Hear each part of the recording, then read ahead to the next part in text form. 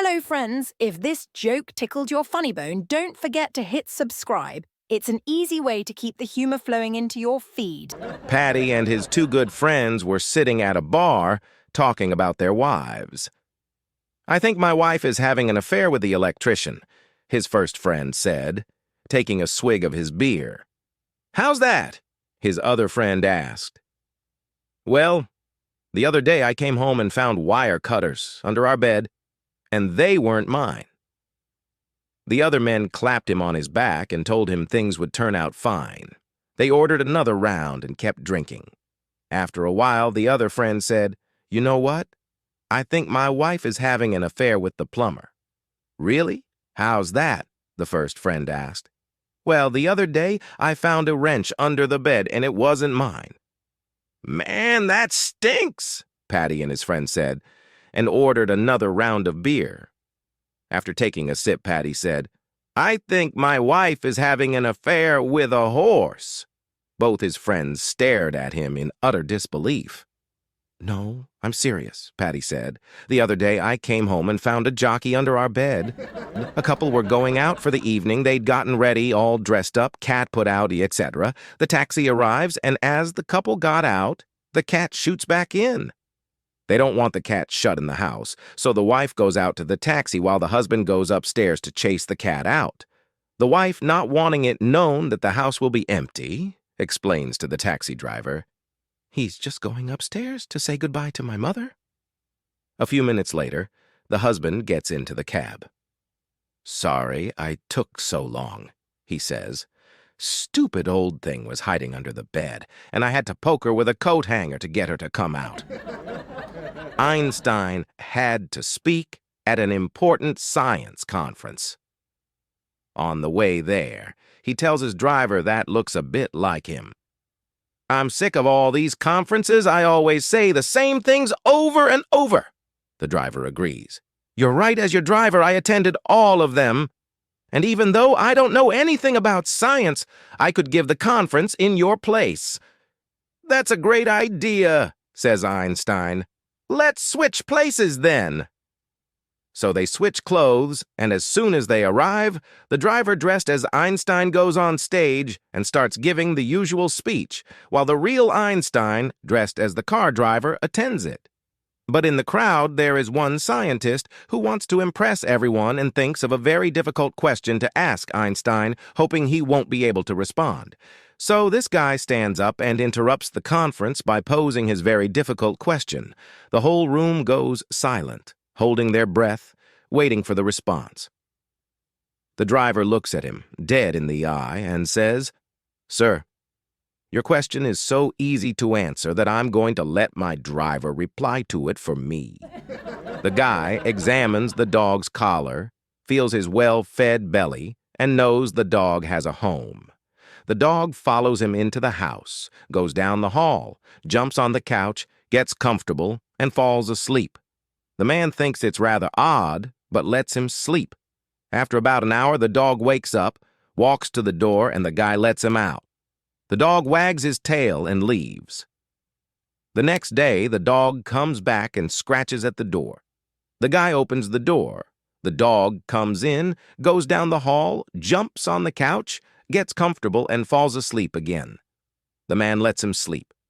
After about an hour, the dog wakes up, walks to the door, and the guy lets him out. The dog wags his tail and leaves. This goes on for days. The guy grows really curious, so he pins a note on the dog's collar. "Your dog has been taking a nap at my house every day." The next day, the dog arrives with another note pinned to his collar. "He lives in a home with 4 children. He's trying to catch up on his sleep. Can I come with him tomorrow?" The following day, the teacher asked for the first volunteer to tell their story. Little Susie raised her hand. "My dad owns a farm, and every Sunday we load the chicken eggs on the truck and drive into town to sell them at the market. Well, one Sunday, we hit a big bump, and all the eggs flew out of the basket and onto the road." The teacher asked for the moral of the story.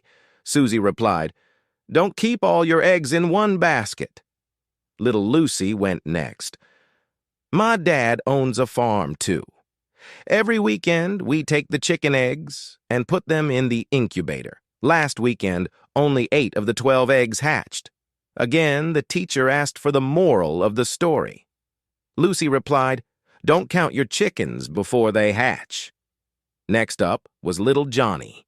He said, "My grandparents fought in World War II, and his plane was shot down over enemy territory. He jumped out before it crashed, but could only take a case of beer, a machine gun, and a knife. On the way down, he drank the case of beer." The teacher looked stunned, but little Johnny continued, "Then Gramps landed right in the middle of 100 German soldiers. He shot 70 with his machine gun, but then he ran out of bullets, so he pulled out his knife and killed 20 more. Then the blade on his knife broke, so he killed the last 10 with his bare hands." The teacher now looked more than a little shocked. After clearing her throat, she asked what possible moral there could be to this story. "Well," Johnny replied, "don't mess with Gramps when he's been drinking." A chemistry professor wanted to teach his class a lesson about the evils of alcohol, so he produced an experiment that involved a glass of water, a glass of whiskey, and 2 worms. "Now, class, observe closely the worms," said the professor, putting a worm first into the water. The worm in the water writhed about, as happy as a worm in water could be. The second worm he put into the whiskey, it writhed painfully and quickly sank to the bottom, dead as a doornail. "Now, what lesson can we derive from this experiment?" the professor asked. Little Johnny, who naturally sits in the back, raised his hand and wisely responded, "Drink whiskey, and you won't get worms." Phil goes to Europe and leaves his favorite dog with his brother James.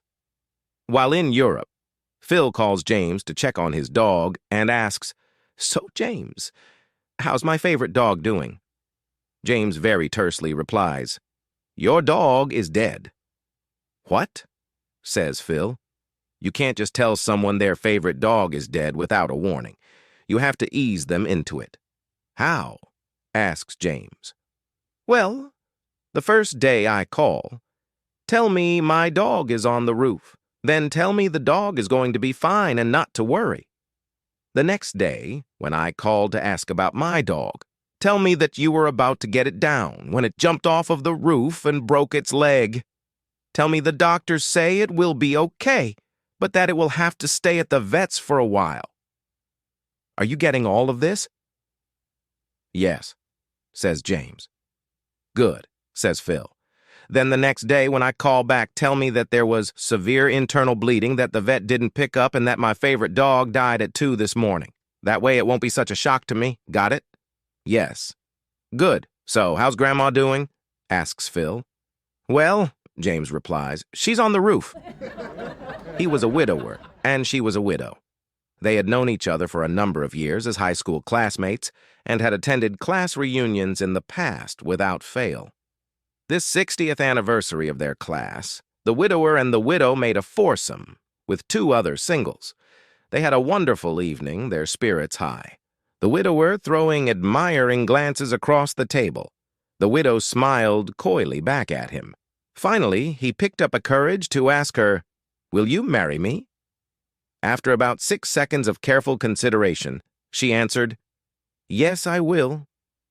The evening ended on a happy note for the widower, but the next morning he was troubled. Did she say yes, or did she say no? He couldn't remember. Try as he would, he just could not recall. He went over the conversation of the previous evening, but his mind was blank. He remembered asking the question, but for the life of him, could not recall her response. With fear and trepidation, he picked up the phone and called her. First, he explained that he couldn't remember, as well as he used to. Then he reviewed the past evening. As he gained a little more courage, he then inquired of her, "When I asked if you would marry me, did you say yes or no?" "Why, you silly man?" "I said, 'Yes, yes, I will,' and I meant it with all my heart." The widower was delighted. He felt his heart skip a beat. Then she continued, And I am so glad you called because I couldn't remember who asked me. A married couple was in a terrible accident where the man's face was severely burned. The doctor told the husband that they couldn't graft any skin from his body because he was too skinny. So the wife offered to donate some of her own skin. However, the only skin on her body that the doctor felt was suitable would have to come from her buttocks. The husband and wife agreed that they would tell no one about where the skin came from, and they requested that the doctor also honor their secret. After all, this was a very delicate matter. After the surgery was completed, everyone was astounded at the man's new face. He looked more handsome than he ever had before. All his friends and relatives just went on and on about his baby face. One day, he was alone with his wife, and he was overcome with emotion at her sacrifice. He said, "Dear, I just want to thank you for everything you did for me. How can I possibly repay you?" "My darling," she replied, "I get all the thanks I need every time I see your mother kiss you on the cheek." And there's a beautiful redhead sitting at the next table. He's been sneakily checking her out ever since he arrived, but doesn't have the courage to start talking to her. Suddenly, she sneezes and her glass eye comes flying out of its socket toward the man. His reflexes kick in and he reaches out, plucks it out of the air, and hands it back to her. The redhead is mortified. "Oh my, I am so sorry," she says as she pops her eye back into place. "Let me buy your dinner to make it up to you." So he joins her table and they enjoy a wonderful meal together. Afterwards, they go to the theater, followed by drinks at a bar. They talk, they laugh. She shares her deepest dreams, and he shares his. She listens. After paying for everything, she asks him if he would like to come to her place for a nightcap. He says yes, and they return to her place. He ends up staying the night. The next morning, she cooks a gourmet meal with all the trimmings. The guy is amazed at how everything has been so perfect and how incredible this woman is. He can't believe his luck. "You know," he said, "you are the perfect woman. Are you this nice to every guy you meet?" "No," she replies, "you just happen to catch my eye." The following short quiz consists of 4 questions and tells whether you are qualified to be a manager. The questions are not that difficult. 1. How do you put a giraffe into a refrigerator? The correct answer is open the refrigerator, put in the giraffe, and close the door. This question tests whether you tend to do simple things in an overly complicated way. 2. How do you put an elephant into a refrigerator? Wrong answer. Open the refrigerator, put in the elephant, and close the refrigerator. Correct answer. Open the refrigerator, take out the giraffe, put in the elephant, and close the door. This tests your ability to think through the repercussions of your actions. 3. The Lion King is hosting an animal conference. All the animals attend except one. Which animal doesn't attend? Correct answer. The elephant. The elephant is in the refrigerator. This tests your memory. Okay, even if you did not answer the first 3 questions correctly, you still have one more chance to show your abilities. 4. There is a river you must cross, but it is inhabited by crocodiles. How do you manage it? Correct answer. You swim across. All the crocodiles are attending the animal meeting. This tests whether you learn quickly from your mistakes. According to Anderson Consulting Worldwide, around 90% of the professionals they tested got all questions wrong, but many preschoolers got several correct answers. Anderson Consulting says this conclusively disproves the theory that most management consultants have the brains of a 4-year-old. The famous professor of mathematics was in town for a conference. Since he had some free time, he was approached to give a seminar for the undergraduate mathematics students at the local college. After covering several blackboards with densely packed computations and expressions filled with Bessel functions and more, the professor remembered that there were many undergraduate students in the room. Feeling just a twinge of remorse that perhaps he was talking above the heads of some of the students in his audience, he turned around and asked the audience if there were any students who had never seen a Bessel function. The audience was silent for a moment. Finally, one intrepid student raised his hand to admit that he had never seen Bessel functions. The professor nodded with apparent comprehension. Without hesitation, he turned around and pointed at the blackboard while saying, "Well, there's one now," and continued his talk. While driving it off the lot, she decides to take it on the highway and really open things up. She hits the speed limit of 70 miles per hour and continues to accelerate 75 miles per hour, 80 miles per hour. And out of nowhere, a siren and the flashing lights of a patrol car come into view of her rear-view mirror. Thinking her new car could easily outrun the police, she speeds up further until she's going well over 120 miles per hour. But the cop is still in pursuit. Realizing how stupid she is being, she slows down and pulls over. The cop pulls behind her, gets out, and storms over to the car. The woman is so distraught and apologizes profusely and explains that she had just bought the car and made the dumbest mistake of her life. Feeling pity and it being at the end of his shift, the cop says that if the woman can make him laugh, he'll let her go without reprimand.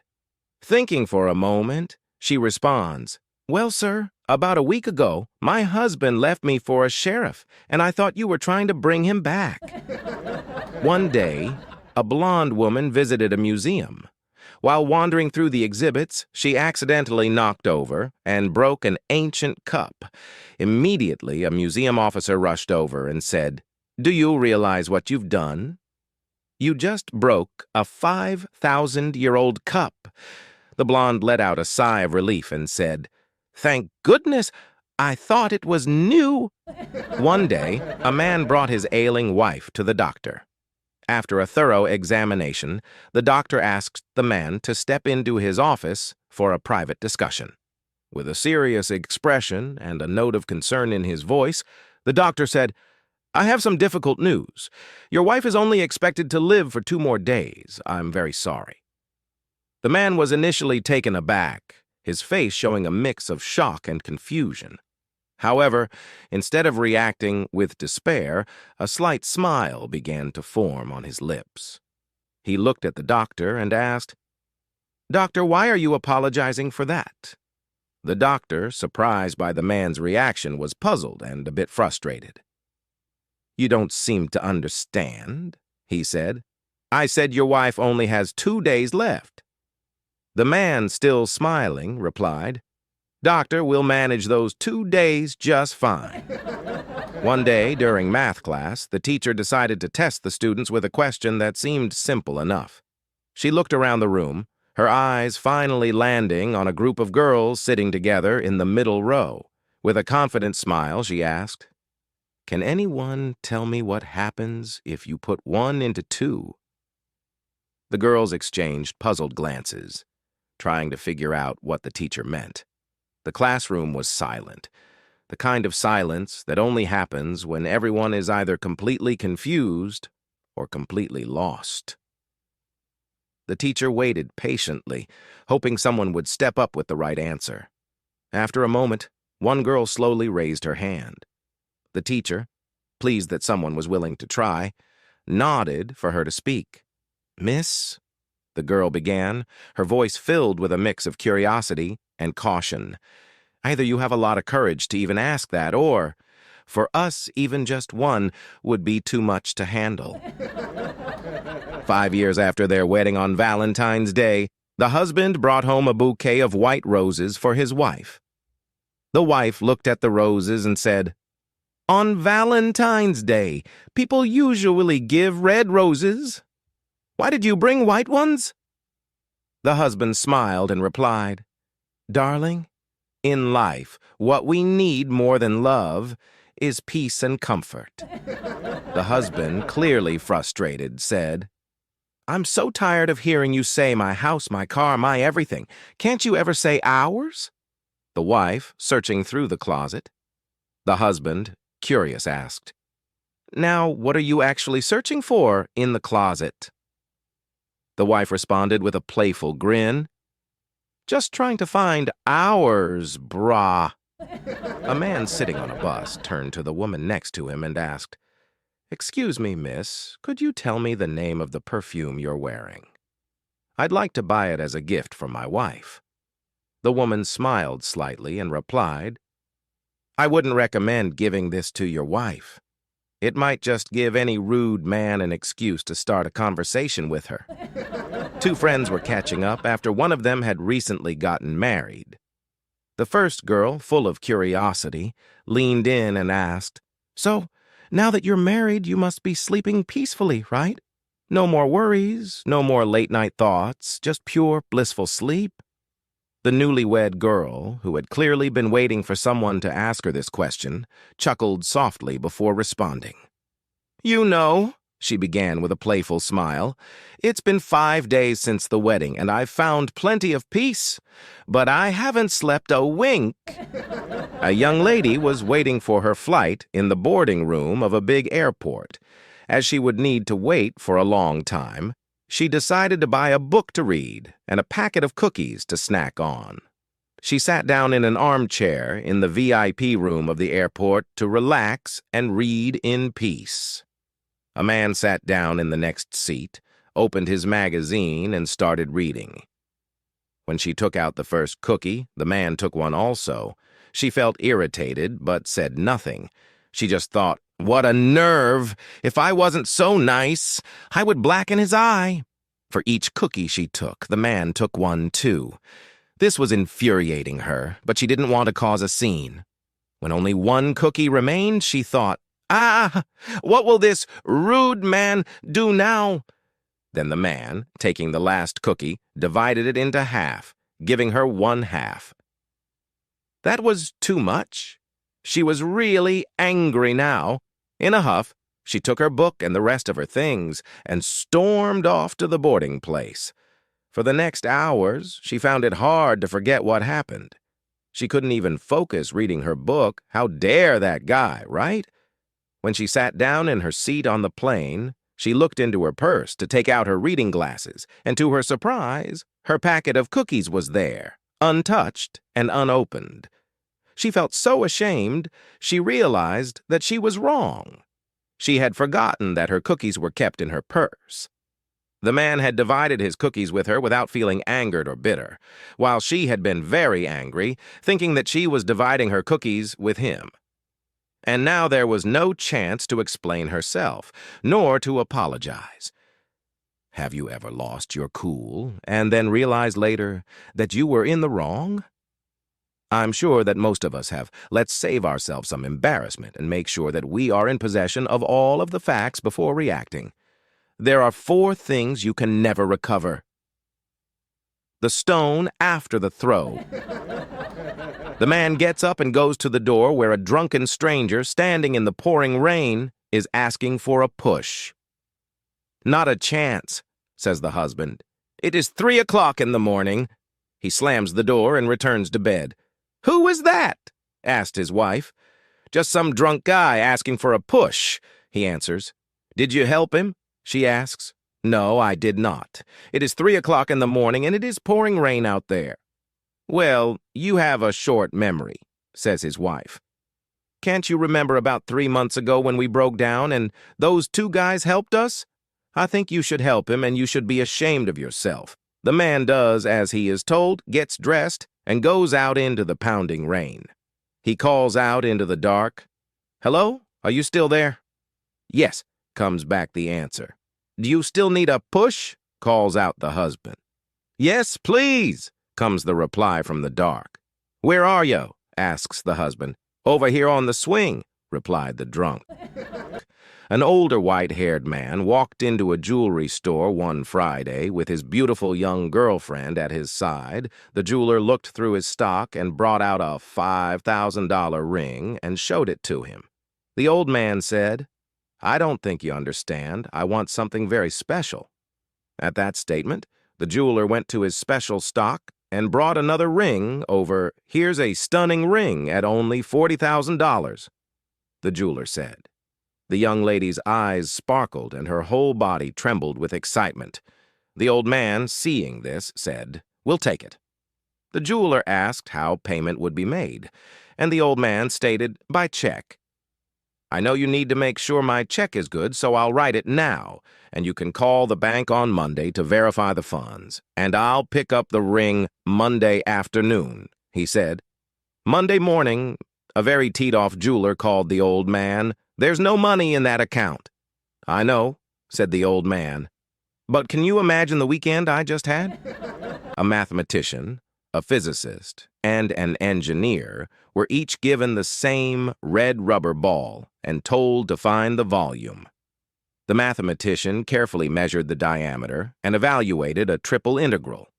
The physicist filled a beaker with water, put the ball in the water, and measured the total displacement. The engineer looked up the model and serial numbers in his red rubber ball table.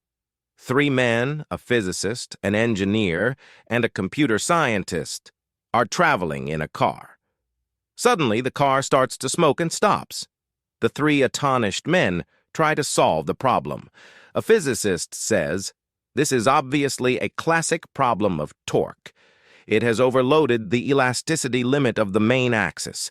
Engineer says, "Let's be serious. The matter is that it has been burned the spark of the connecting rod to the dynamo of the radiator. I can easily repair it by hammering." A computer scientist says, "What if we get off the car, wait a minute, and then get in and try again?" A woman is walking through the park when she sees a very attractive man sitting on a park bench.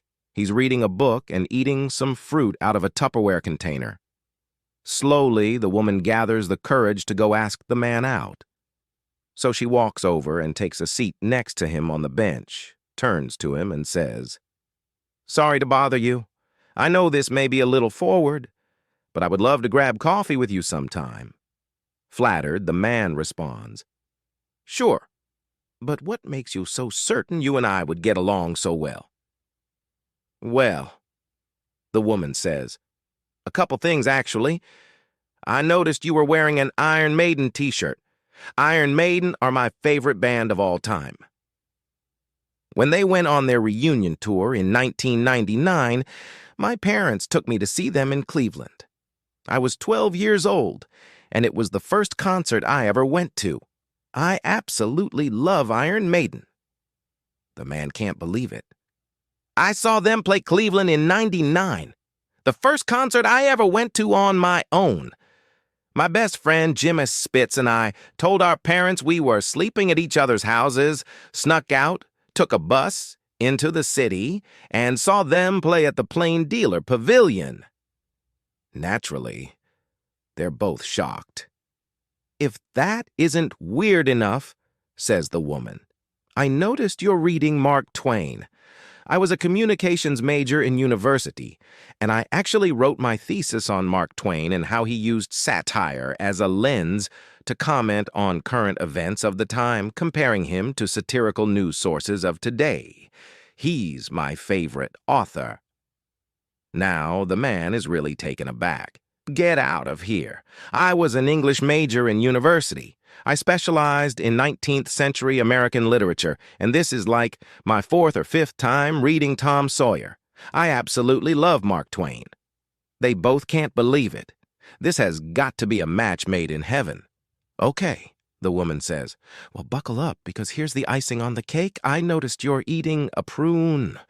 Prunes are my absolute favorite fruit. When I was a kid, my grandfather lived on a farm. He had an orchard that mainly grew apples and some lemons, but he knew how much my sister and I loved prunes, so he kept a couple of plum trees.